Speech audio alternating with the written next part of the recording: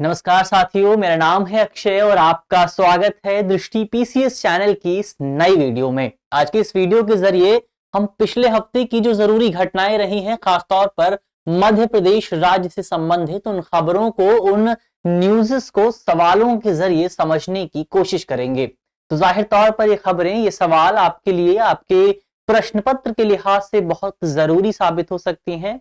इसीलिए आपके लिए ये सेशन बहुत इंपॉर्टेंट हो जाता है।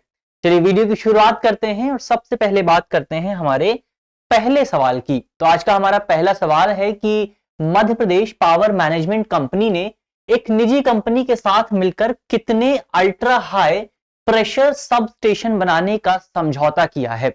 हमारे ऑप्शन है, option A 10, option B 15, option C 17 या फिर ऑप्शन डी 20। तो इसका सही जवाब है ऑप्शन सी, यानी 17 ultra high pressure sub station बनाने के लिए हाल ही में Madhya Pradesh power management company और इसके अलावा एक निजी कंपनी जिसका नाम है Megha engineering and infrastructure limited, इन दोनों कंपनियों के बीच एक समझौता हुआ है और इस समझौते के तहत 17 सब स्टेशंस बनाए जाएंगे और इन सब स्टेशंस के जरिए मध्य प्रदेश के अलग अलग जगहों पर, अलग अलग क्षेत्रों में बिजली ट्रांसफर करने की, विद्युत इलेक्ट्रिसिटी पहुंचाने की कोशिश की जाएगी।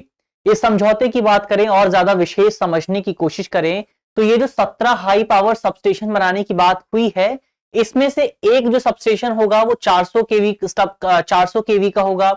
इसके अलावा 3 सबस्टेशन 220 केवी के होंगे और तकरीबन 13 जो सबस्टेशन है वो 132 केवी के होंगे। तो जाहिर तौर पर इसकी वजह से, इन 17 सबस्टेशन की वजह से मध्य प्रदेश में बिजली को और बेहतर ढंग से प्रबंधित, मैनेज किया जा सकेगा।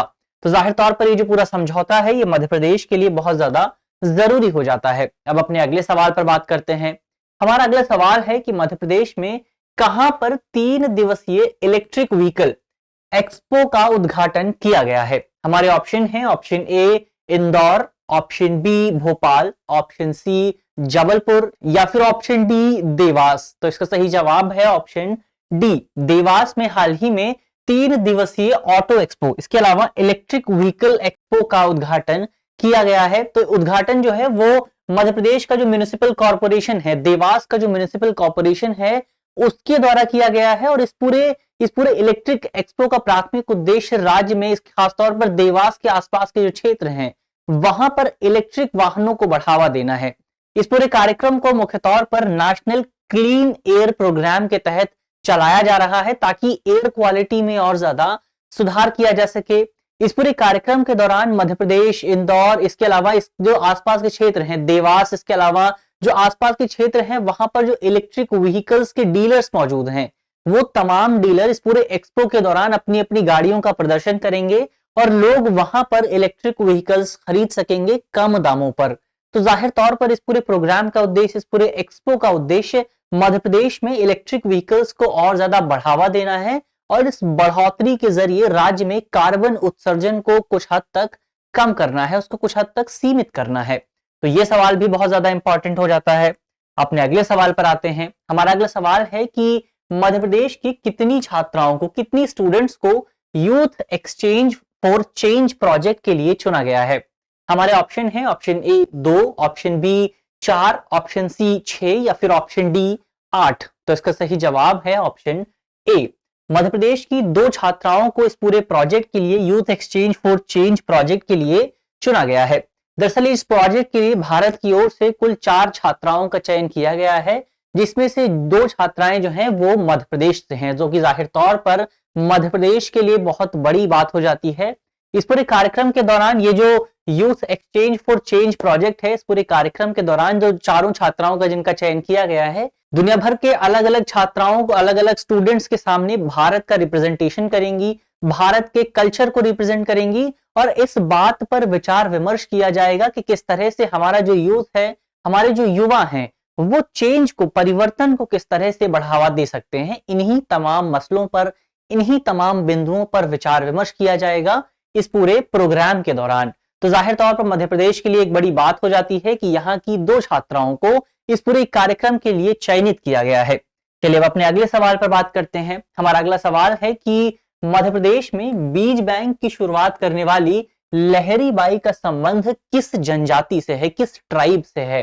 तो हमारे ऑप्शन है, option A Gond, option B Bhil, option C Korku या फिर ऑप्शन डी बैगा। तो इसका सही जवाब है कि ये जो लहरा बाई हैं, इनका संबंध मुख्य तौर पर बैगा जनजाति से है। अब ये विशेष क्यों हो जाती हैं, इनके बारे में हम चर्चा क्यों कर रहे हैं? तो इनके बारे में हम चर्चा कर रहे हैं क्योंकि इनकी उम्र जो है वो 27 वर्ष है और इन्होंने अपने से एक छोटे से घर में, एक बहुत छोटे घर में, मात्र 2 कमरों का घर है और उसमें से एक कमरे में बीज बैंक की स्थापना की है। ये जो बीज बैंक है, इसमें मुख्य तौर पर हमें 30 से ज्यादा रेयर जो बीज होते हैं, खासतौर पर मिलेट के जो बीज हैं, बाजरे के जो बीज हैं, वो देखने को मिलते हैं। और इसी वजह से जो लहरा बाई है, इन्हें मध्य प्रदेश में मिलेट का ब्रांड एम्बेसडर भी माना जा रहा है। तो जाहिर तौर पर इसकी वजह से ये पूरी खबर बहुत ज्यादा इंपॉर्टेंट हो जाती है, क्योंकि इन्होंने मध्य प्रदेश में खासतौर पर जनजातियों के बीच, ट्राइबल कम्युनिटी के बीच मिलेट को बढ़ावा देने के लिए, बाजरे को बढ़ावा देने के लिए बहुत विशेष काम किया है। इसी वजह से इनकी जो पूरी खबर है बहुत ज्यादा विशेष हो जाती है। चलिए आगे बढ़ते हैं, अपने अगले सवाल पर बात करते हैं। हमारा अगला सवाल है कि आशा मालवीय जो कि साइकिल पर संपूर्ण भारत यात्रा पर निकली हैं, इनका संबंध मध्य प्रदेश के किस जिले से है? हमारे ऑप्शन है, option A Harda, option B Hoshangabad, option C Betul या फिर ऑप्शन डी राजगढ़। तो इसका सही जवाब है ऑप्शन डी। ये जो आशा मालवीय हैं, इनका संबंध मध्य प्रदेश के राजगढ़ जिले से है। ये विशेष क्यों हो जाता है? क्योंकि हाल ही में मध्य प्रदेश के गवर्नर ने इन्हें मिलने के लिए बुलाया था, इनकी यात्रा के बारे में और ज्यादा जानकारी प्राप्त करने के लिए अपने राजभवन में बुलाया था। इसके अलावा ये संपूर्ण भारत यात्रा पर निकली हैं। संपूर्ण भारत यात्रा के माध्यम से ये कन्याकुमारी से कश्मीर तक की यात्रा साइकिल पर करेंगी और इनकी इस पूरी यात्रा का उद्देश्य भारत में महिला सशक्तिकरण यानी विमेन एम्पावरमेंट को बढ़ावा देना है। तो जाहिर तौर पर इनकी जो यात्रा है ये बहुत ज्यादा विशेष हो जाती है। इन्होंने अब तक अपनी यात्रा के तहत तकरीबन 8,555 किलोमीटर की यात्रा पूरी कर ली है और अपनी यात्रा के माध्यम से ये भारत में महिलाओं की सुरक्षा का जो मुद्दा है, इसके अलावा महिलाओं की शिक्षा का जो मुद्दा है, इन तमाम मुद्दों, खासतौर पर महिलाओं से जुड़े जो मुद्दे हैं, इन मुद्दों को आगे बढ़ाने की कोशिश कर रही हैं। इन मुद्दों के बारे में लोगों को जागरूक करने की कोशिश कर रही हैं। चलिए आगे बढ़ते हैं, अगले सवाल पर बात करते हैं। हमारा अगला सवाल है कि one earth one family one future theme के तहत एक दिवसीय G20 कार्यशाला का आयोजन राज्य में यानी मध्य प्रदेश में कहां पर किया गया है? हमारे ऑप्शन है, option A Morena, option B Sheopur, option C Bhind या फिर ऑप्शन डी भोपाल। तो इसका सही जवाब है कि G20 की ये जो कार्यशाला है, G20 की ये जो वर्कशॉप है, इस वर्कशॉप का आयोजन भोपाल में किया गया। इस वर्कशॉप के दौरान क्या हुआ? तो इस पूरे वर्कशॉप के दौरान मध्य प्रदेश की सरकार द्वारा जो 2 प्रयास किए गए हैं, इसमें पहला प्रयास है फार्म गेट ऐप को लेकर, जो दूसरा प्रयास है वो है कृषि अवसंरचना फंड को लेकर। ये जो फार्म गेट ऐप है जो कि मध्य प्रदेश की सरकार द्वारा शुरू किया गया है, ये पूरा ऐप किसानों को बहुत ज्यादा सुविधा प्रदान करता है। इस पूरे ऐप के जरिए किसान ऑनलाइन माध्यम से अपनी फसल को बेच सकते हैं। इसके अलावा ये जो कृषि अवसंरचना फंड है, ये पूरा फंड मध्य प्रदेश में कृषि क्षेत्र से जुड़ा जो इंफ्रास्ट्रक्चर है, उस अवसंरचना को बढ़ावा देने के लिए वित्त पोषण प्रदान करता है, फंडिंग प्रदान करता है। तो जाहिर तौर पर ये जो दोनों पहले हैं मध्य प्रदेश की सरकार की, बहुत ज्यादा विशेष हो जाती हैं और इन्हीं पहलों में महिलाओं की भागीदारी को बढ़ावा देने के लिए, इन पहलों से महिलाओं को जोड़ने के लिए G20 की इस कार्यशाला का आयोजन किया गया था भोपाल में। इसका थीम क्या था? इसका थीम था वन अर्थ वन फैमिली और वन फ्यूचर। और G20 क्यों है? क्योंकि भारत को वर्तमान समय में G20 की अध्यक्षता प्राप्त है और इसी लिहाज से ये जो पूरी G20 की कार्यशाला थी बहुत ज्यादा विशेष हो जाती है। चलिए आगे बढ़ते हैं, अपने अगले सवाल पर बात करते हैं। हमारा अगला सवाल है कि मध्य प्रदेश के किस विभाग द्वारा तैयार किए गए ऑनलाइन सिटीजन पोर्टल को स्कॉच अवार्ड से सम्मानित किया गया है? हमारे ऑप्शन है, option A housing and infrastructure board, option B खेल विभाग, ऑप्शन सी राज्य साहित्य परिषद या फिर ऑप्शन डी शिक्षा बोर्ड। तो इसका सही जवाब है कि ये जो ऑनलाइन सिटीजन पोर्टल है, ये मुख्य तौर पर राज्य के हाउसिंग एंड इंफ्रास्ट्रक्चर बोर्ड द्वारा तैयार किया गया है और इसी बोर्ड को, इसी पोर्टल को स्कॉच अवार्ड से सम्मानित किया गया है।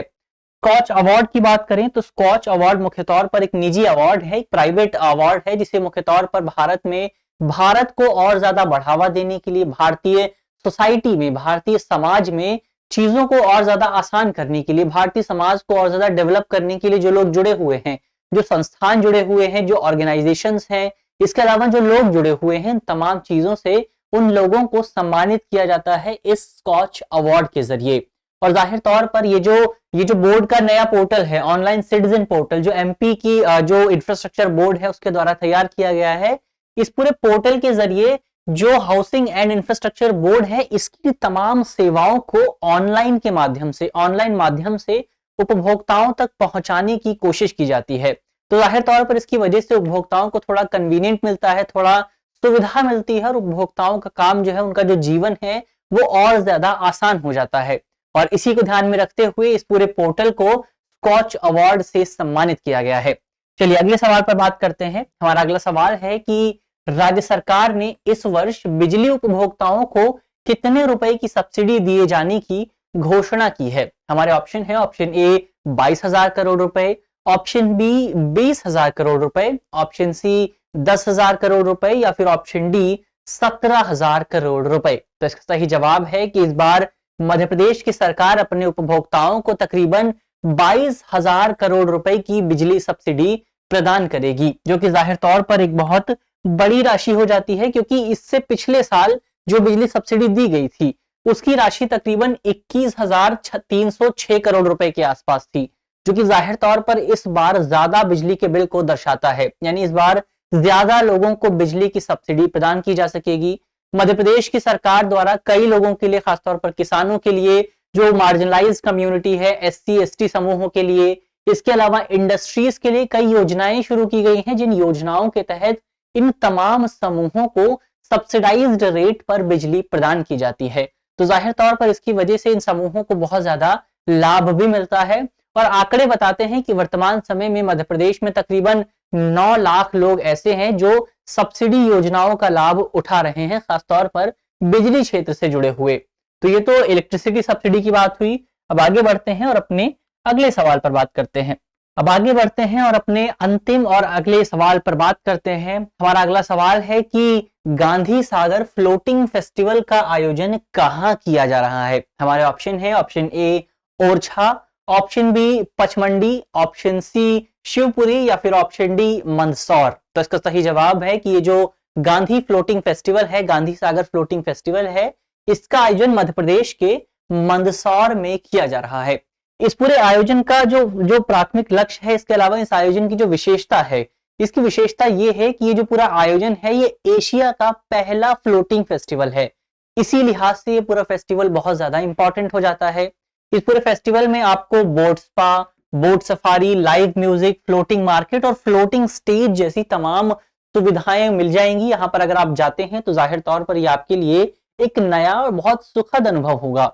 वैसे तो ये जो पूरा कार्यक्रम था ये पहले ही समाप्त हो गया है, केवल 5 दिनों का कार्यक्रम था, तो जाहिर तौर पर ये समाप्त हो गया है। लेकिन इस कार्यक्रम की जो तमाम सुविधाएं हैं वो आपको अप्रैल महीने तक मिल जाएंगी। तो अगर आप यहाँ पर जाते हैं मंदसौर में, तो जाहिर तौर पर आप इस पूरे कार्यक्रम का, इस पूरे उत्सव का लाभ उठा सकते हैं। तो ये तो हुई आज की खबरों की बात, आज के सवालों की बात। मुझे उम्मीद है कि इस वीडियो के जरिए जिन खबरों, जिन सवालों पर बात की गई है वो आपको समझ में आएंगे। और यदि आपके प्रश्न पत्र में इनसे जुड़ा कोई भी सवाल आता है तो आप उसे आसानी से हल कर सकेंगे। इस तरह की अन्य वीडियो देखने के लिए आप हमारे चैनल को भी सब्सक्राइब कर सकते हैं। तब तक के लिए मिलते हैं अगले सेशन में। तब तक के लिए धन्यवाद।